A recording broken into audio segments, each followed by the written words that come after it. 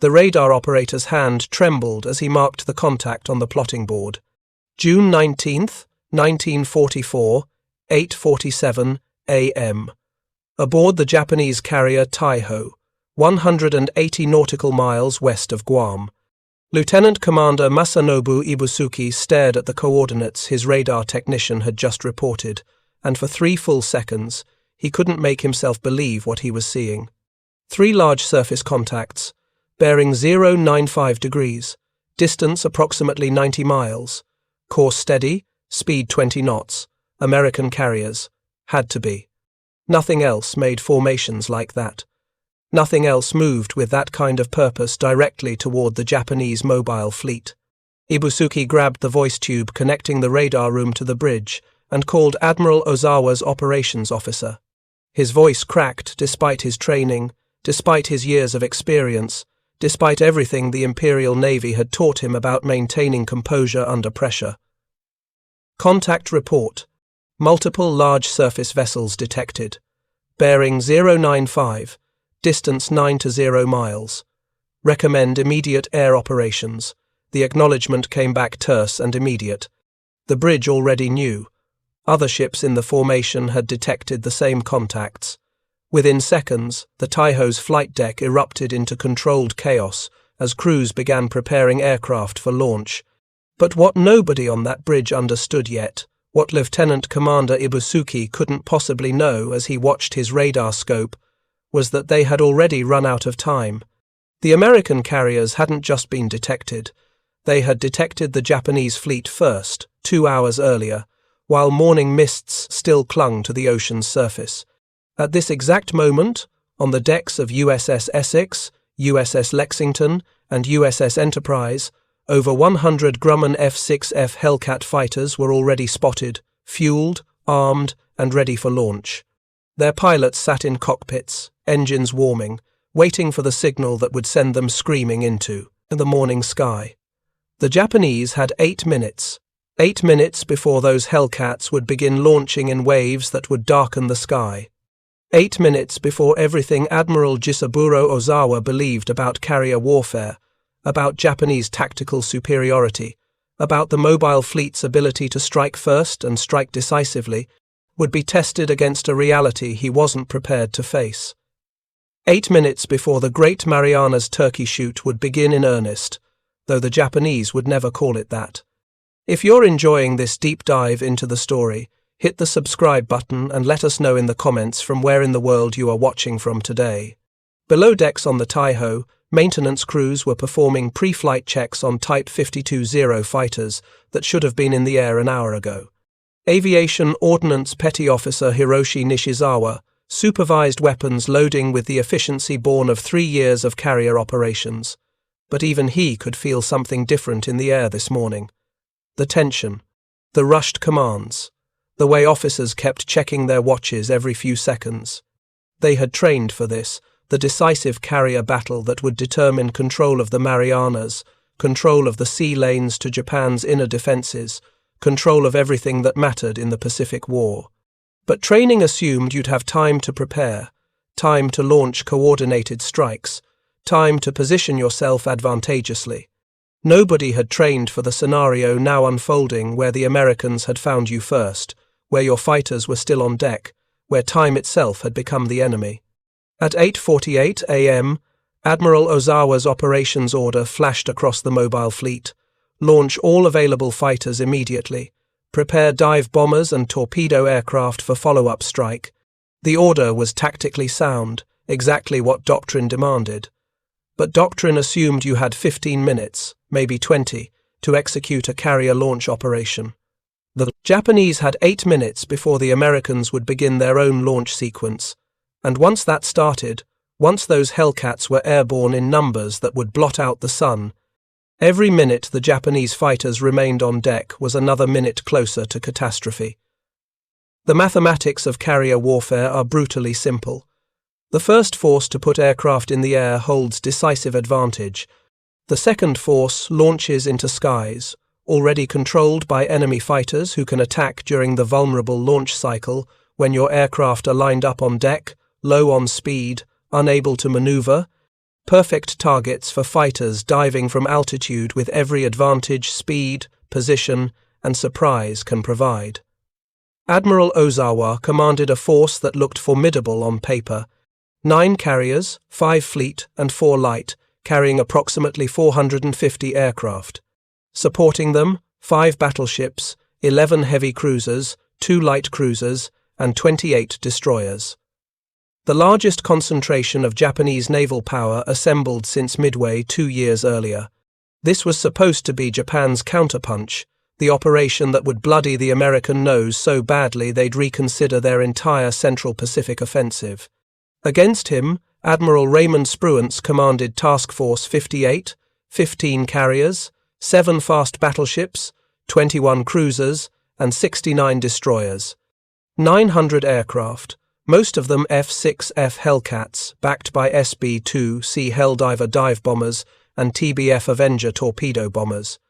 More importantly, every advantage that American naval intelligence, radar technology, and 2 years of hard-won tactical experience could provide.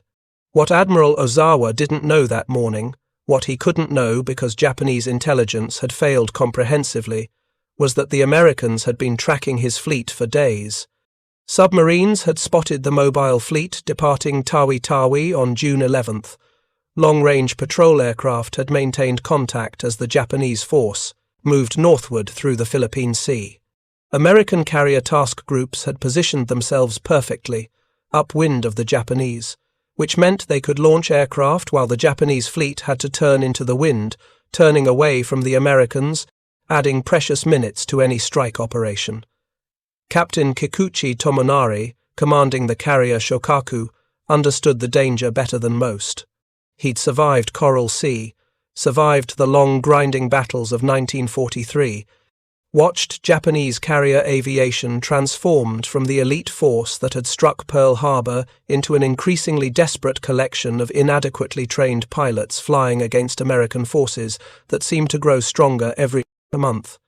He stood on Shokaku's bridge, watching fighters being positioned for launch and calculated timing in his head.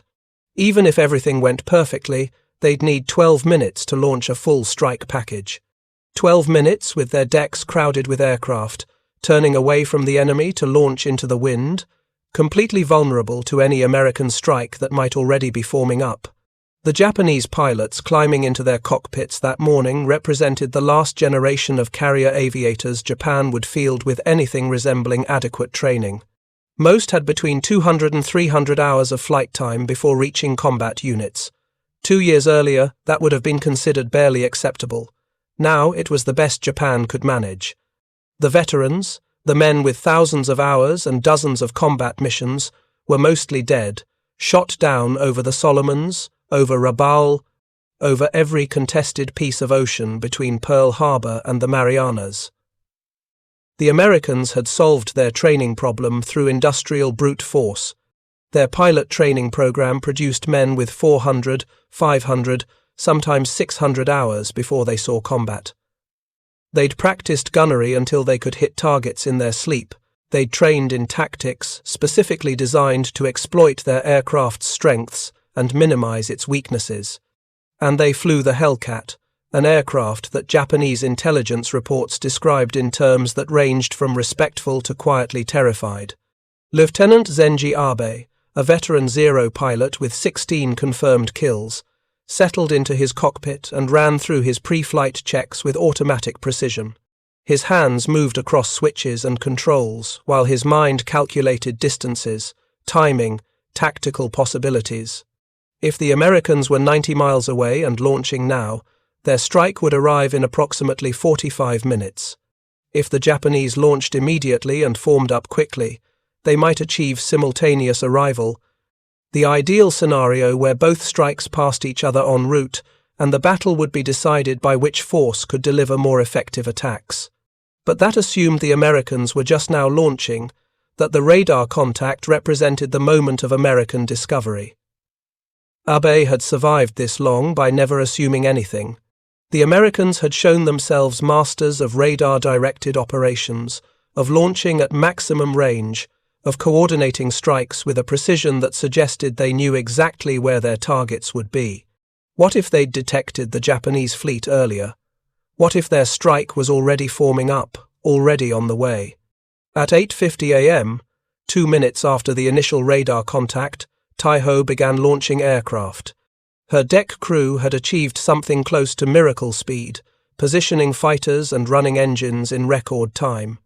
Type 52 Zeros began rolling down the flight deck, one every 30 seconds, clawing for altitude as soon as they cleared the bow.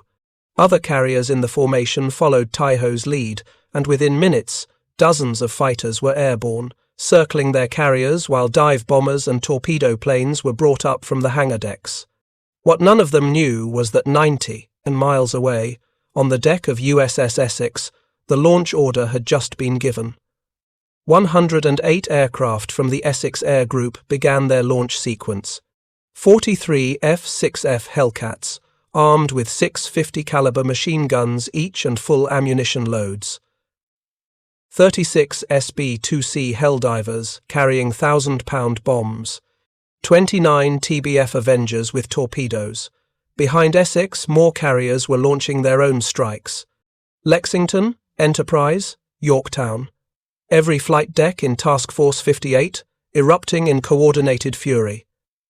The Americans weren't just launching a strike. They were launching an aerial armada designed to overwhelm Japanese defenses through sheer weight of numbers, firepower, and technological superiority. The Japanese would be facing not dozens of aircraft, but hundreds, all guided by fighter direction officers on American carriers who could vector Hellcats to intercept threats with radar precision. Lieutenant Commander Ibusuki watched his radar scope and felt his stomach drop. More contacts. Multiple groups of aircraft launching from the American formation.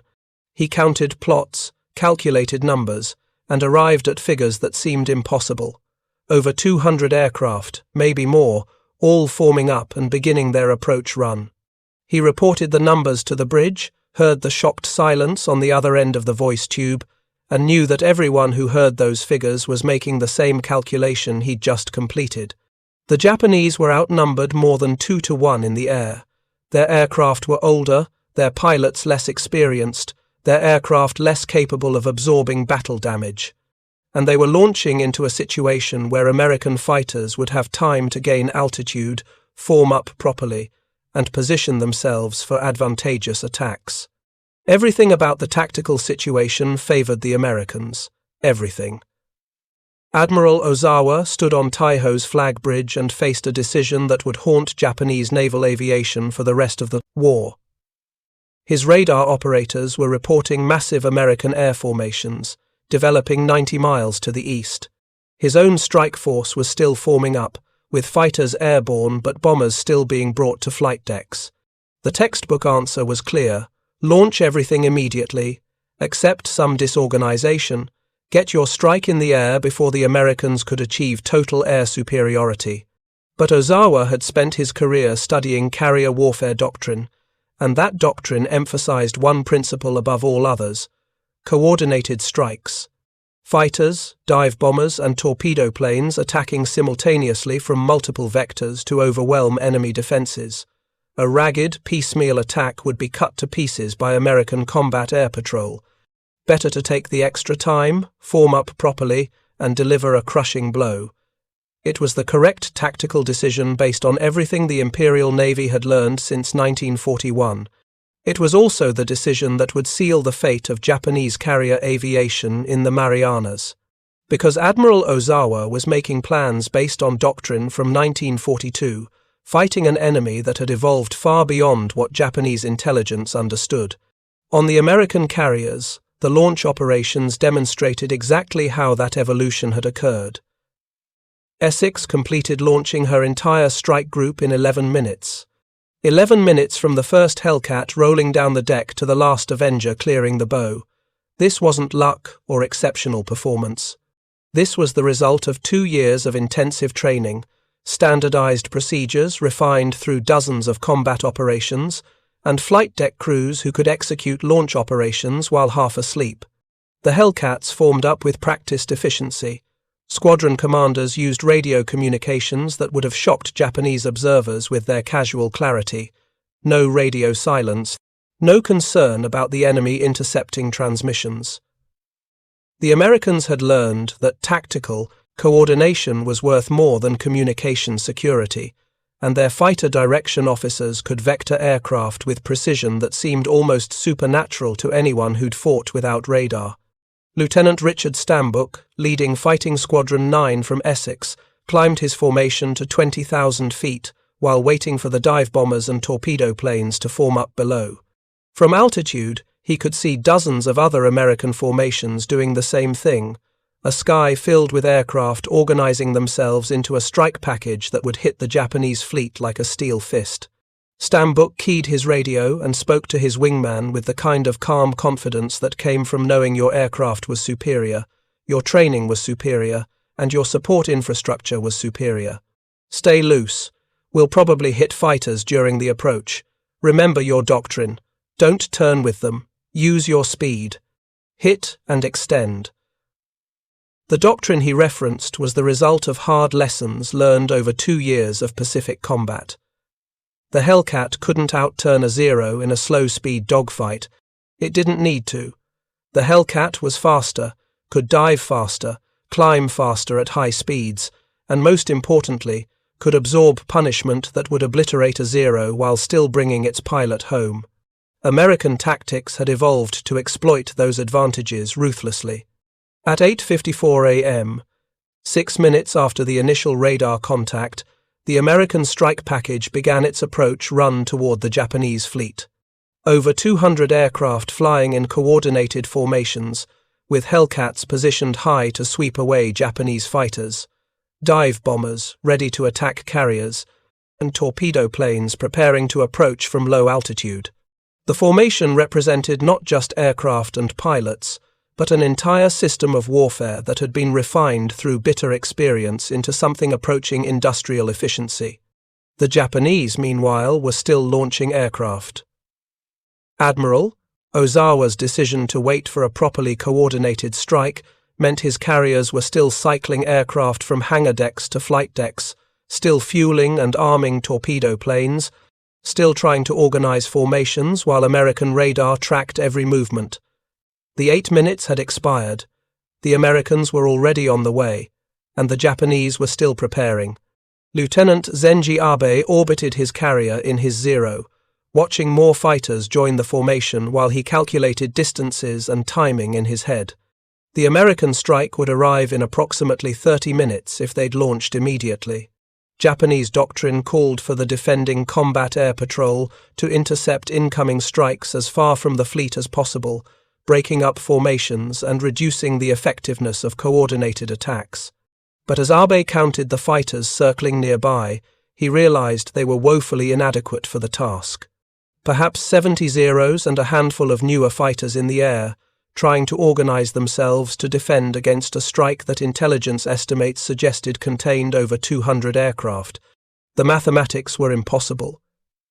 Even if every Japanese fighter shot down 3 Americans, some would still get through to the carriers. And Japanese fighters weren't shooting down Americans at 3-to-1 ratios anymore. Not against Hellcats. The technological gap had become painfully obvious over the previous year. Abe had flown against Hellcats over Rabaul, over Truk, in desperate defensive battles across the Central Pacific. He'd pumped entire magazines of 7.7mm ammunition into Hellcats and watched them fly away, seemingly unaffected. He'd seen his wingman's Zero disintegrate from a single burst of 50 caliber fire, the unarmored fuel tanks igniting instantly, turning the aircraft into a fireball. The Zero he flew was fundamentally the same aircraft that had dominated Pacific skies in 1941. Improvements had been made. The engine was slightly more powerful, the wings had been strengthened, but the basic design philosophy remained unchanged. Light, maneuverable, long-ranged, unarmored.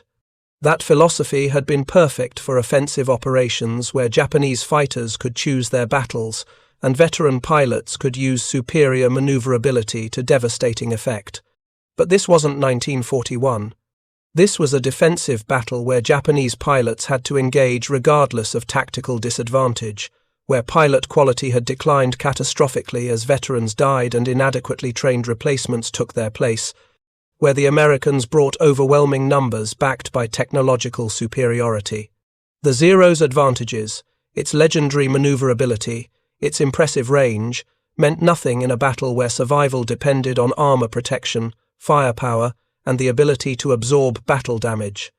At 9:03 a.m., Japanese radar operators detected the American strike package 60 miles out and closing rapidly. The plot showed a massive formation, far larger than anything seen in previous carrier battles. Admiral Ozawa ordered all available fighters to intercept, stripping the combat air patrol from his carriers and sending everything he had toward the approaching Americans. It was the right decision tactically, but it left his fleet naked if even a fraction of the American strike penetrated the fighter screen. The American Hellcats hit their assigned altitudes and formed into fighting formations that had been practiced thousands of times in training. Each division of 4 aircraft operated as a coordinated unit, with lead and wingman pairs providing mutual support.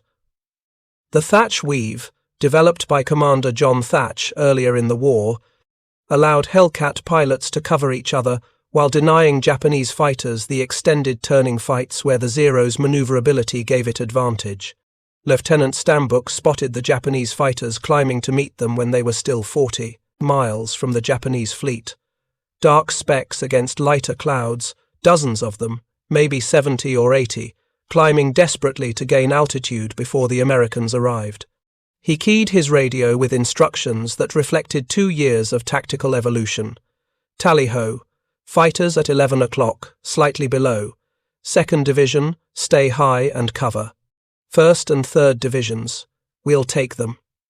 The Hellcats dropped their noses and accelerated, diving to pick up speed before the engagement. This was the fundamental American tactic. Use the Hellcats' superior speed and dive performance to control engagement terms. Attack from above with speed advantage, make a firing pass, extend away using superior speed, then zoom climb back to altitude using energy advantage.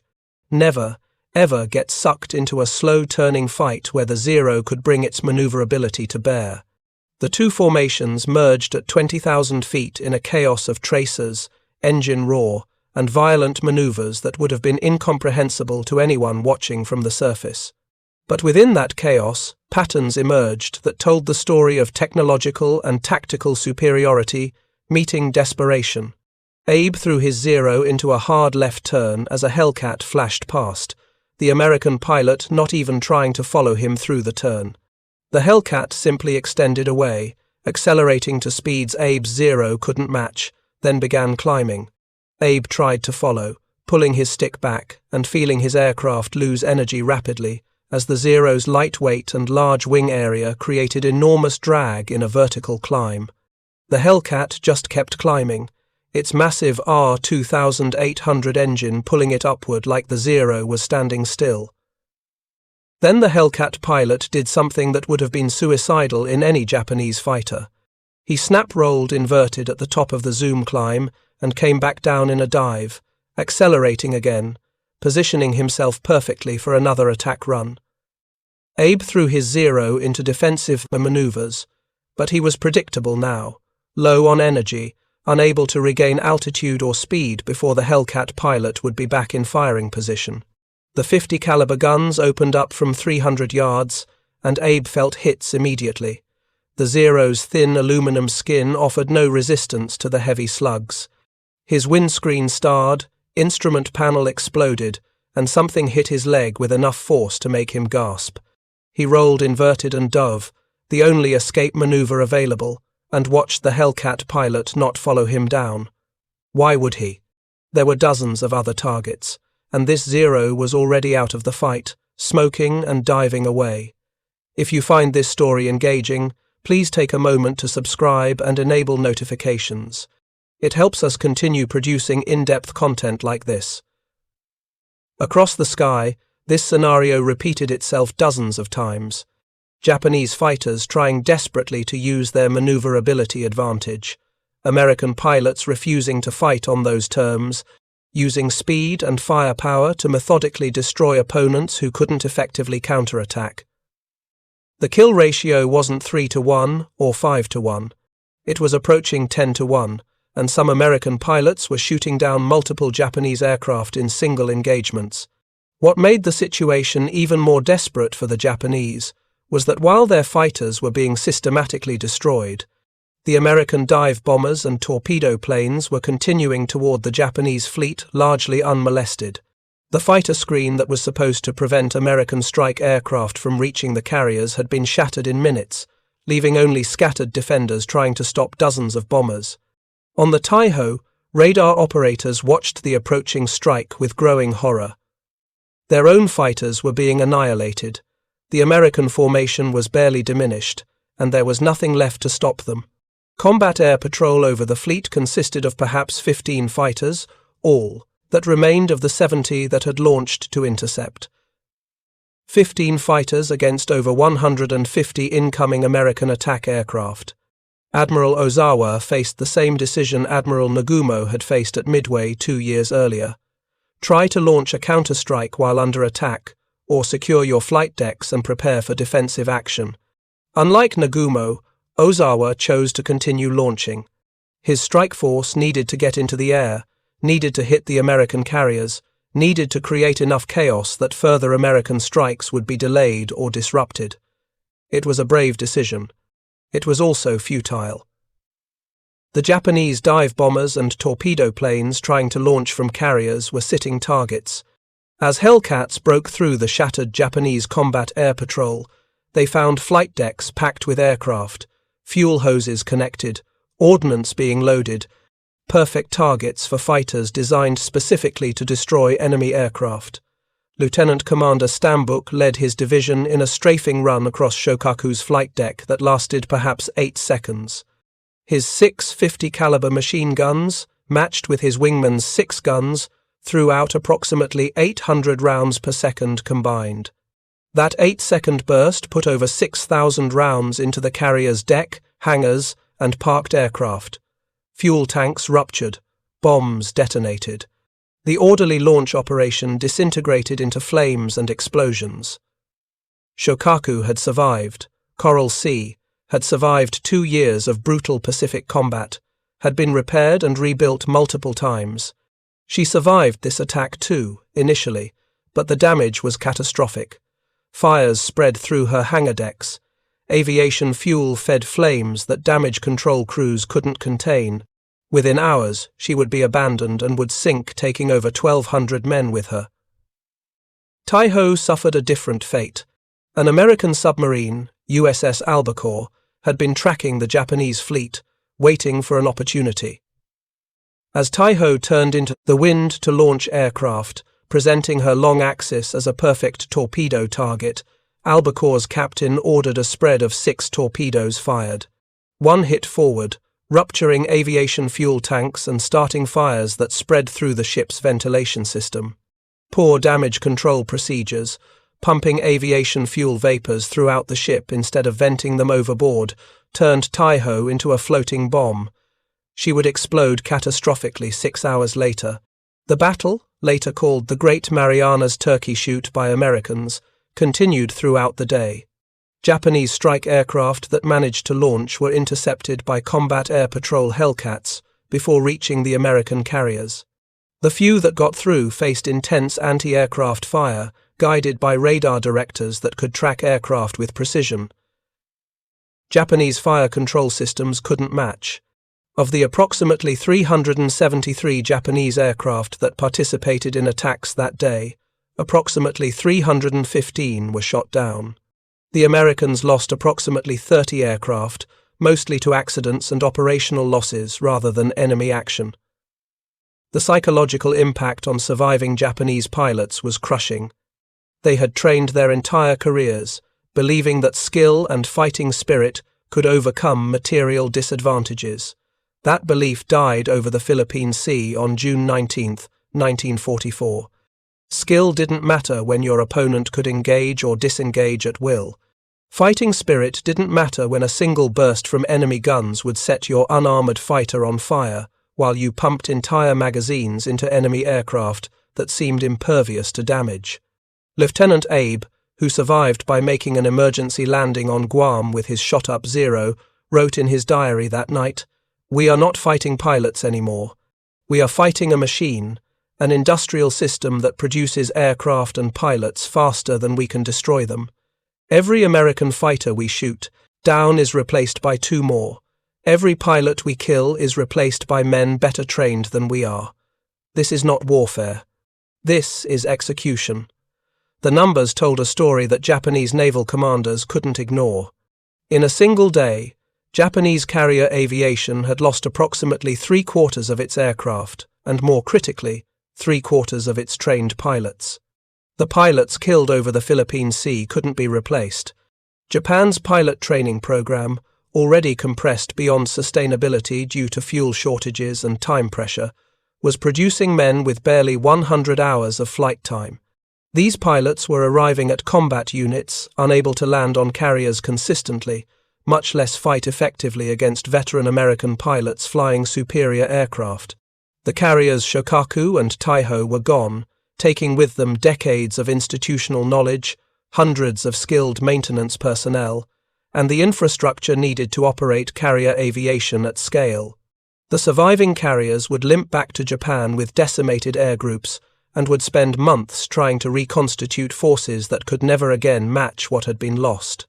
The Americans, by contrast, lost 30 aircraft and could replace them within days. The pilots who were killed or captured would be replaced by men emerging from training programs that were producing hundreds of qualified carrier aviators monthly.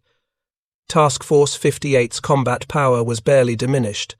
If anything, the battle had refined American tactics and given young pilots combat experience while facing an enemy that, while still dangerous, was clearly overmatched.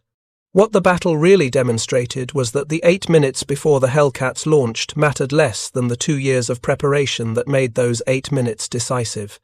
The Americans had built an entire system designed to win carrier aviation warfare through technological superiority, industrial capacity, and tactical flexibility. The Japanese had built a system designed for a short war where initial advantages could be leveraged into decisive victory. By June 19, 1944, there was no pathway to decisive victory. There was only the grinding mathematics of attrition, where Japan lost pilots it couldn't replace, while America produced pilots, aircraft, and carriers in numbers that seemed impossible to anyone who understood Japan's industrial limitations.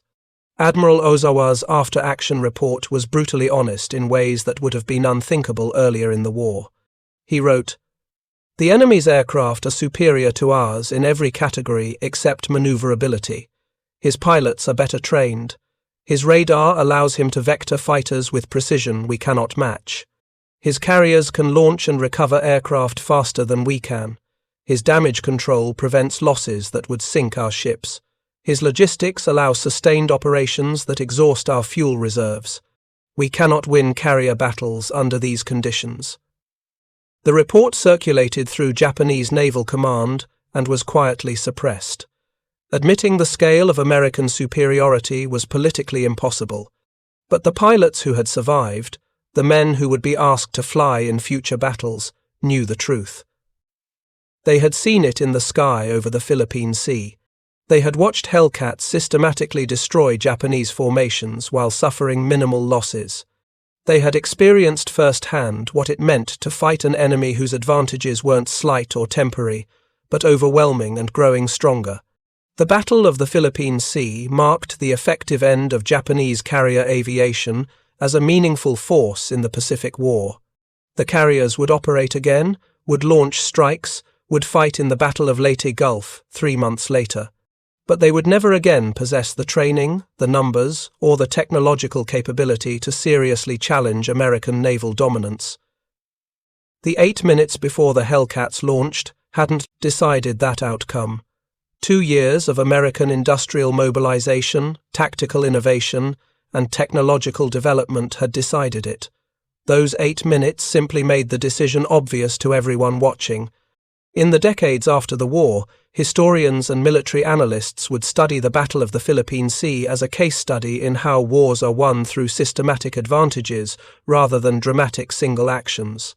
The battle demonstrated that individual heroism, tactical cleverness, and superior individual skill could all be negated by an opponent who brought better systems to the fight. The Hellcat wasn't dramatically better than the Zero in any single category except perhaps ruggedness. But it was better in enough categories, supported by better training, better logistics, better tactics, and overwhelming numbers, that those advantages combined into something approaching invincibility. Japanese engineers who examined captured Hellcats after the war, men who understood aircraft design and could appreciate the American fighters' engineering, wrote reports that echoed what pilots had learned in combat. The Hellcat embodied a philosophy that said winning was more important than elegance, that pilot survival mattered more than saving weight, that reliability trumped maximum performance.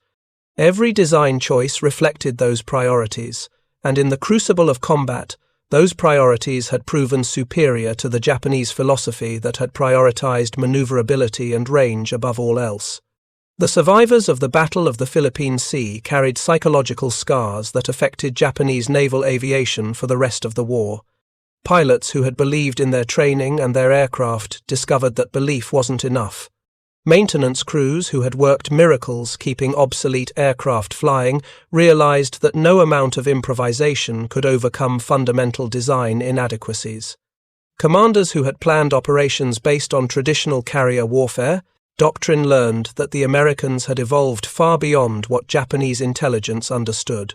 The battle's legacy extended into the post-war period, shaping how nations thought about carrier aviation, tactical doctrine, and the relationship between industrial capacity and military effectiveness. The U.S. Navy studied the battle extensively and incorporated its lessons into training programs that would define carrier operations for decades. The emphasis on technological superiority, on protecting pilots through aircraft design rather than relying purely on skill, on using radar and communications to coordinate complex operations, all of these became foundational principles. For Japan, the battle served as bitter confirmation that the war had been lost before it truly began. The industrial disparity that made it impossible to replace the pilots and aircraft lost on June 19th had been present on December 7, 1941, when Japanese carriers struck Pearl Harbor. The difference was that in 1941, that disparity hadn't yet manifested in combat power. By June 1944, it had manifested completely, and no amount of courage or tactical cleverness could overcome it. Today, the wrecks of Taiho and Shokaku rest in deep Pacific waters, monuments to men who fought bravely for a cause that was doomed by mathematics they couldn't change. The Hellcats that destroyed Japanese carrier aviation are preserved in museums, painted and polished, silent testimony to what happens when industrial might meets tactical evolution. The 8 minutes before those Hellcats launched represent a moment when time itself became a weapon, when every second counted because both sides knew the first force to achieve air superiority would likely determine the battle's outcome. But those 8 minutes only mattered because of everything that came before them: the years of American industrial mobilization, the months of pilot training, the weeks of tactical planning, the days of positioning carriers for optimal launch conditions. The 8 minutes were simply the moment when all that preparation converted into combat power, when potential became kinetic, when systems built for exactly this purpose performed exactly as designed. Lieutenant Zenji Abe survived the war, one of the few veteran pilots who lived to see Japan's surrender. In interviews decades later, he described the Battle of the Philippine Sea as the moment he knew Japan would lose. "We had fought bravely," he said. "We had died in enormous numbers. And it hadn't mattered. The Americans kept coming, kept launching more fighters, kept attacking with aircraft that were better, and pilots who were better trained. After that battle, those of us who survived stopped fighting to win. We fought because it was our duty, but we knew how it would end." The 8 minutes before 100 Hellcats launched from Essex-class carriers changed the course of naval history. But they changed it because they represented the culmination of American strategic vision, industrial capacity, and tactical innovation, meeting Japanese desperation born of declining resources, inadequate replacement training, and adherence to doctrines that no longer matched reality. The minutes themselves were just time passing. What filled those minutes? What came after them that told the real story of how carrier warfare had evolved and how one nation's system for fighting that warfare had proven superior to its opponents? Thank you for watching. For more detailed historical breakdowns, check out the other videos on your screen now and don't forget to subscribe.